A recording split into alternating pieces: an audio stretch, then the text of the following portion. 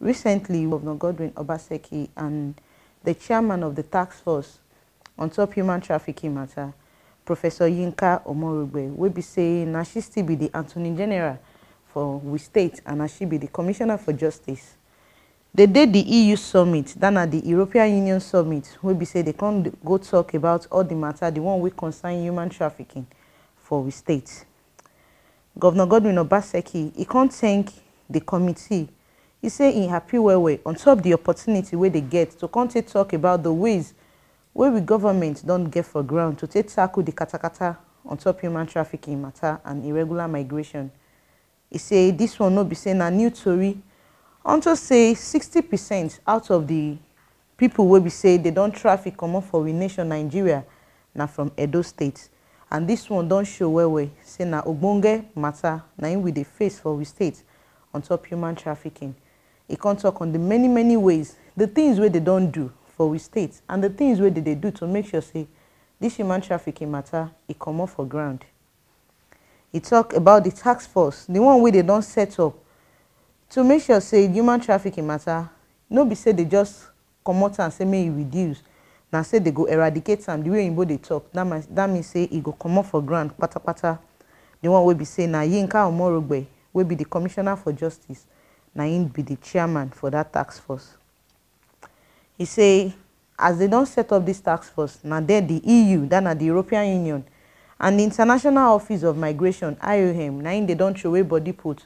Join them, make sure say people where they don't traffic and people where they don't travel through illegal way, then at irregular migration, they don't carry them come house back. And many Ubunge program, now they don't do for these people when they don't come. The people where they don't receive for we state now about 3,703 people will be saying now from Libya now they don't bring them come and they do many biometrics. Then I say they collect their information, do many things. It talk about the EarthS program. It talk about the stipends. Then as shekele money where they give them when they come back from Libya and how we state government don't they accept them join body say as they come they still be part of the people where they will state. Thanks. So what I'm going to try and do very quickly is to use the slides we have to try and create a context of our conversation. And to try and, before we explain in detail what we're doing, let's just see how the changing pattern of this crisis is. We, last year, set up a task force at a subnational level, even though the federal government already has a national body on the trafficking in in persons. We as a state decided, because of the importance we place on the issue of trafficking, we decided to set up our own task force, which is headed by our Attorney General and Commissioner for Justice, Professor Omorogbe. And what this task force has done is the task force has been very proactive. And good thing we set up the task force, but because no sooner than we did, then we had the European Union arrangement with the International Office of Migration, IOM, to begin to repatriate trafficked persons or irregular migrants. And since then to date, in the case of Edo, we've received 3,703 returnees, mostly from Libya. And what we've done is to use that data which we have collected from these returnees as a sample analysis to understand what is going on. And we administered questionnaires to them, which would try to get personal information, parental information, how they moved, and their experiences, so that we can begin to document and understand the nature and shape of the crisis we face. From the data which we've gathered, first, you've noticed that there are more males now being trafficked than females. Of the 3,700, 2,693 were males. 897 were females and children. We also, when we administered medical questionnaires to try to understand their health situation, and those are the numbers. People, 8 of them had psychiatric disorder, 5 physically disabled.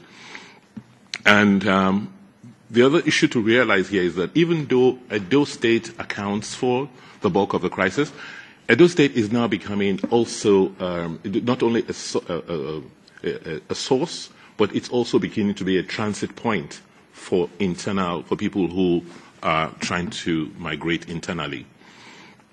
In terms of the migration patterns, we interviewed, of the 3,700 that we interviewed, 80% of them left the country on their own volition. So contrary to the patterns in the past, they were not forced to swear to oaths or to go to any priests. They, on their own, decided to leave. Only about 18% were recruited by sponsors.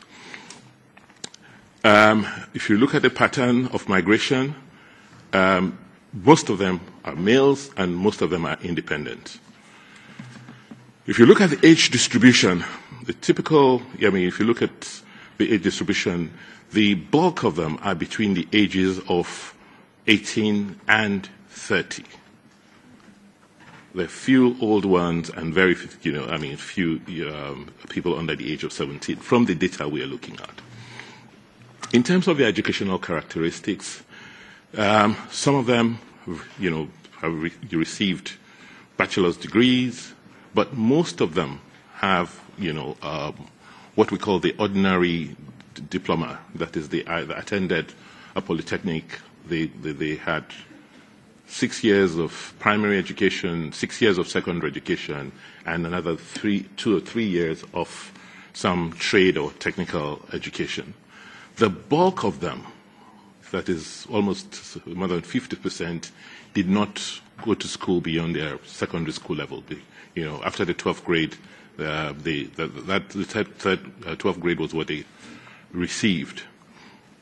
And 500 or so just barely finished primary school.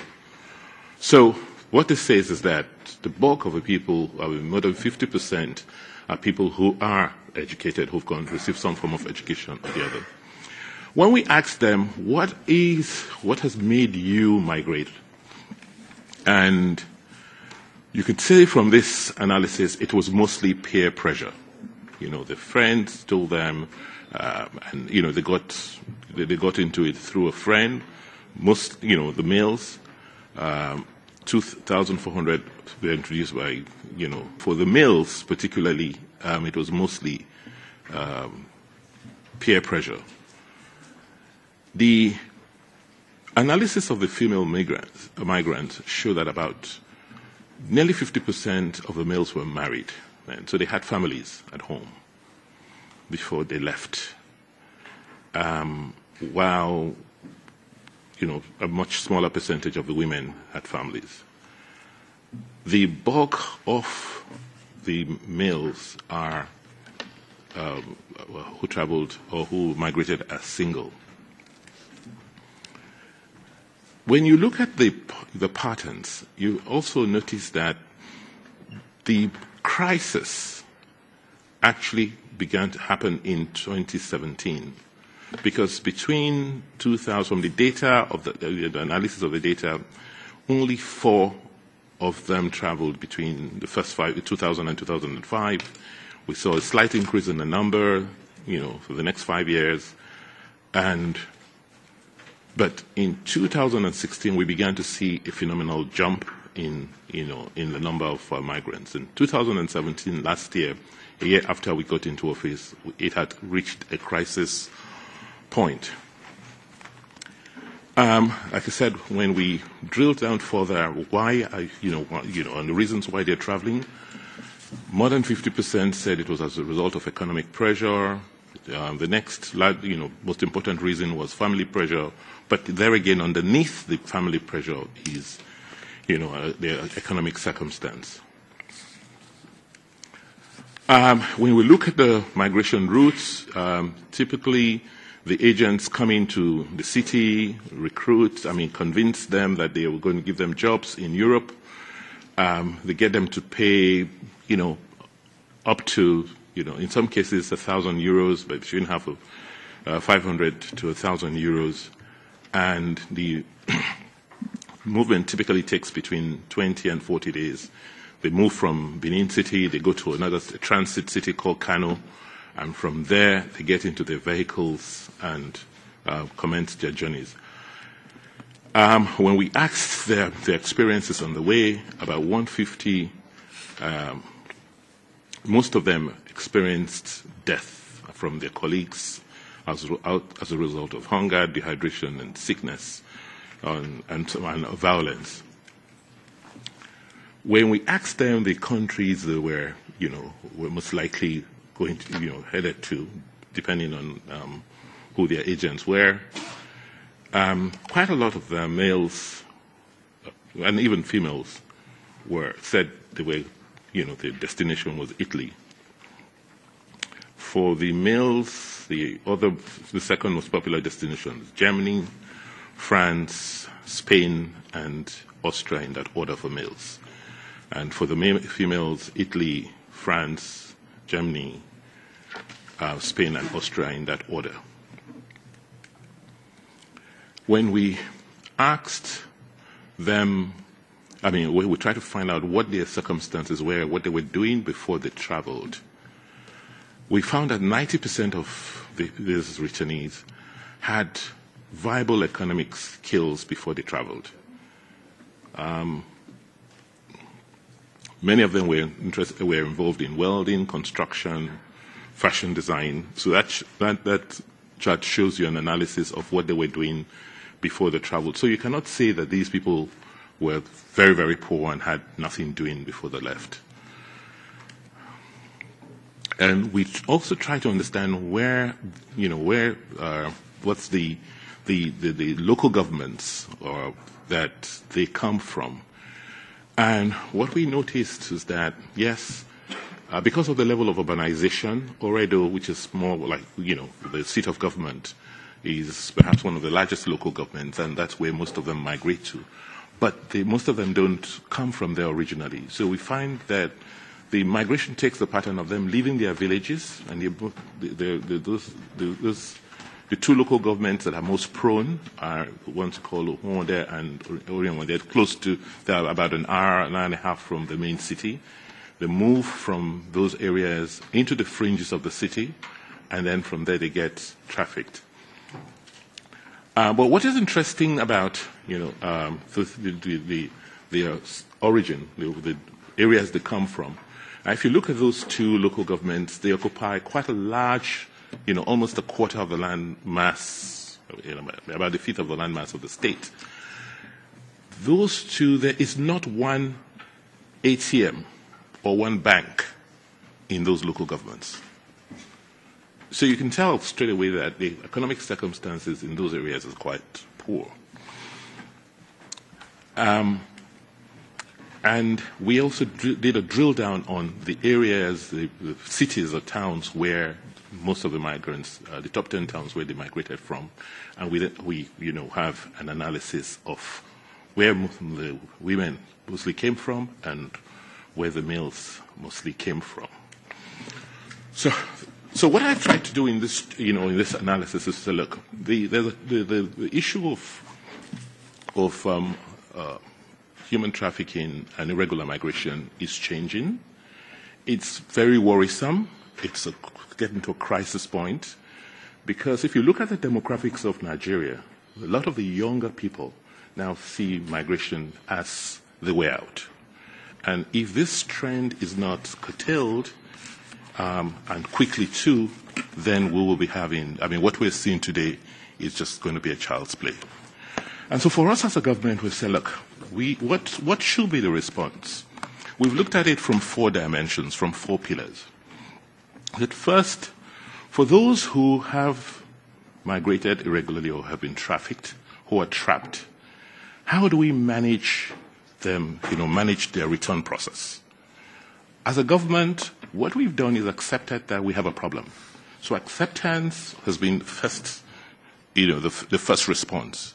So whereas while I was campaigning to be governor, it was not an issue that was popular. You couldn't talk about it in political circles. But today, as government, we've said, look, migration is a crisis. It's our problem. And, it's not good for our youth. It's dehumanizing, and it's something we need to deal with. And so that acceptance is the first point.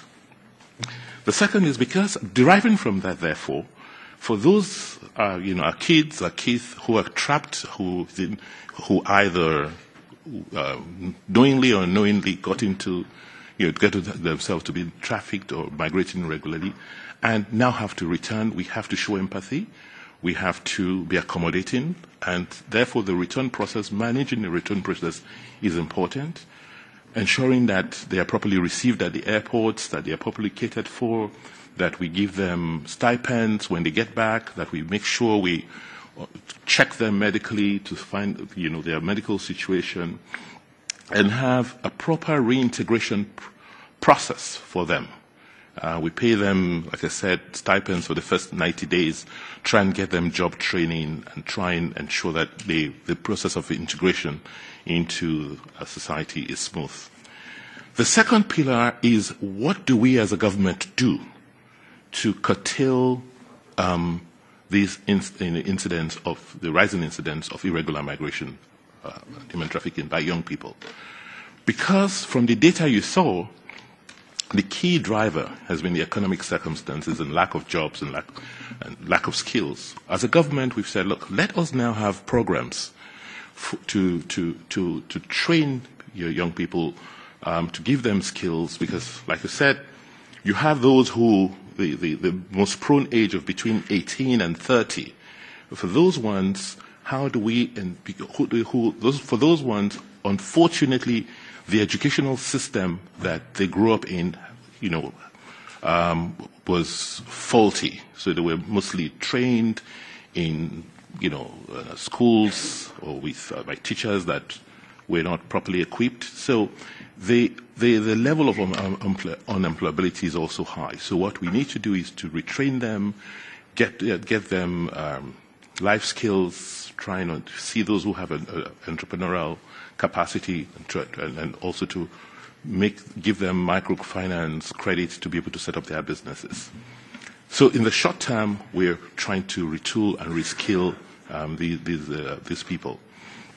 But in the long term, we're investing in a basic educational system, retooling the entire basic education system, using more technology to ensure that the curriculum is improved, and that the basic school system, the foundation on which the next generation is going to be based on, is strengthened. The third aspect of our response has been that of the task force. Like I said, even though trafficking is being dealt with at a national level, we as a state, because we see it as a major challenge, decided to set up our own task force at the state level in cooperation with the federal authorities to tackle this problem. And over the last 8 to 9 months, the task force has been able to, put in place a program, like I said, to deal with this challenge. The key plank of their program has been the law, which we signed on the 23rd of May, an anti-trafficking law for the state, which has stiffer penalties than the federal law, and which also gives a lot more authority for us as a government to be able to apprehend, investigate, try, and prosecute traffickers and their agents in the state. For that pillar, we are working with agencies to strengthen our judicial system, improve our court systems, train prosecutors, ensure that this is we can get people sentenced locally. And then the last pillar to our response, which for us is most important, because there's a direct relationship between the incidence of irregular migration and the state of development of these communities and these constituencies, is that as a government, we are now taking a lot more interest, we're putting a lot more of our money and a lot more attention in terms of the development agendas in the areas that are most prone. So we are investing more in education, we're investing more in healthcare, we're investing in infrastructure, in making sure there's water, and then also in jobs for mostly the young people in the areas where that are most prone to trafficking. And the way we've approached it is slightly, it's slightly different than in the past, because I have personally gone into these local governments, broken them up into wards, what I call them, in voting wards, and got the community leaders in each ward, in each subunit, to begin to organize themselves and interact with the government to prioritize their developmental needs. And so, in these areas, I'm dealing directly using members of my team, be it in infrastructure, be it in education, to understand the needs, the specific needs, prioritize the needs, budget for them, and then ensure that we begin implementation and get the people, the leaders in the communities to also be involved in monitoring the execution of their projects. We believe that this is the long-term solution, that nobody will willingly want to leave home if home is comfortable. At least it will reduce the incidence of people just, of the pressure that's making them migrate. The last point I want to make is, which I missed out in Pillar 2, one of the steps to try and abate or reduce the level of irregular migration is that we have to think about opening up windows for regular migration. I mean, because these agents come into the city with promise of jobs, and these kids, like I said, pay as much, in the hope that they're going to get jobs abroad. But if we had the bilateral arrangements, we agreed, I knew that, okay, I could send 1,000 or 5,000 welders to Europe for a season, then I can, rather than them going through the agents and through very treacherous circumstances, I could, as government, open up, the opportunities to train them, to certify them properly, to give them proper visas, and, regulate their ability to come into Europe and come back home. So opening up the window for regular migration, I think, is going to be a key, a key area we need to look at, because we can use that window to actually control, the incidence of irregular migration.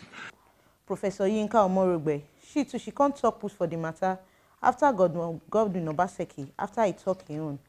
She can't talk about the activities, the things where task force they do, and waiting they don't put for ground to make sure say they tackle this issue of human trafficking. She said 4 major things. Now they do all the time. He said that they do what they call investigation and prosecution. Then I said that they find out waiting carry them go. And the people will be say they carry them go. They make sure say those people they face the punishment where they supposed face. He said that they do what they call advocacy, rehabilitation. Then I be say they carry them join body. Make sure say they can't begin they feel like person where they part of the environment, and they do sensitization. Then I said that they make the people for outside understand the things where they about trafficking. She even can talk about the law, the one where they ground on top trafficking matter, and she still talks say this law no be just Edo State law, national law, the one where bind them, that one save day, and federal government don't show way body join with state government to make sure say human trafficking matter for we state and for we nation it become a thing of the past. She can still talk about the different awareness program, the one way they do make people for know wetin human trafficking dey about and how e no take good for ear and for eye. Now all these ones, now she explained for the EU summit, then at the European Union summit, about how human trafficking will take come for ground for we states. The task force is exclusively involved with tackling this problem, and it's premised against the governor's stated intention of making trafficking, human trafficking of Edo persons history. We have bought into this. I have bought in, and the great team we have in Edo has clearly bought into this as well. Now, the task force has 4 activity modules. Investigation and prosecution is very key. Advocacy and awareness, research, And then our welcome and rehabilitation, because every single returnee that comes in is entitled to come to us, and we also go and actively bring back. We're at the airport, we're the first people that Edo people see when they come back from the EU-assisted IOM trips that are repatriating people who have been stranded in Libya. And undergirding all this is research. So we have a lot of data. We're always talking with the people, interacting, and getting quite a lot of information from them. We also have an Edo State law as well. So, we have laws under investigation and prosecution. We have our state law. We have got our national laws as well. And as the state prosecutor, I have full powers with my prosecutors to be able to fully prosecute anybody and hopefully get successful convictions. We're just going into that phase now because we have concentrated far more on welcome and rehabilitation and getting in a lot of information. Now, our welcome and rehabilitation has stipends for 3 months. We give shelters, we give counseling, medical assistance. There's a training and empowerment package. We have an ongoing advocacy program. It is constant, ongoing town halls, road shows. We go to the market, and this has been given a big boost by the pronouncement of the Oba of Benin, who came out and spoke against trafficking and also placed a curse. And the people did believe in this, and what you believe in your head is very, very important. So the Oba's curse actually did make a very, very big difference, because many of the people had been bound in their minds because of different oaths that they have taken. So we have different data. His Excellency has given you the data, and we check on the different, what is happening with the different people. All our cases are generally being undertaken by us. We have transferred one to the federal agency, but we really don't have to. But we did at that point in time because we were just starting. So I think that in a few months' time, you will hear a lot more. We actually have charged some cases to court. At least 8 have been charged to court. And of course, investigation is an ongoing activity. We have a full-time investigation team that is solely for this reason. They are police persons. We also have a lot of cooperation with immigration. I need to say that the task force that was set up is a task force that has the federal security agencies and different people from different places. We're happy to say that Dr. Agatise, that is here, is a member of our task force. And also Dr. May, that is part of our delegation, is part of the task force. And then members from the immigration, the police, the DSS, and NAPTIP as well, which is the agency that has been set up to fight anti-trafficking. So we're totally collaborative and totally inclusive, and it has been very good for us. At the national level as well, we're collaborating to a great extent. And there is a committee set up by the Minister of Interior, the Federal Minister of Interior, which has me as a co-chair. It's headed by the Controller General of Immigration, and it is to ensure that there is coordination in this area at national level between the different entities. So we have different awareness programs. They're an ongoing issue with us, ongoing process, and we target the places that are most in need, areas such as the local governments that His Excellency spoke about. Our welcome program incorporates all this. It is fairly comprehensive. The people are welcomed at the airport, brought back to Benin by us. We have buses, we bring them in, we keep them for a few days, where their medicals are done, they're counseled, they're spoken to. After those few days, they're allowed to go home, and most of them want to go home. The few that don't have homes, we keep with us. We've had some people with us for like 6 months, some women who came back pregnant and couldn't go back for different reasons. And we have been sheltering them. So it's quite a comprehensive program, and they're always in contact with us, and we are in contact with them. We have got their phone numbers. All this many tori. Na Yinka Omorogbe and Governor Godwin Obaseki, na they go explain, give them for EU. And all this one, na to make sure say human trafficking e become a thing of the past because no be wetin good make people dey hear for ear at all. Na stain to we state, na stigma to we people, and na better dirty na im be for we nation. Human trafficking na wetin we suppose put an end to. E no suppose continue for we state at all.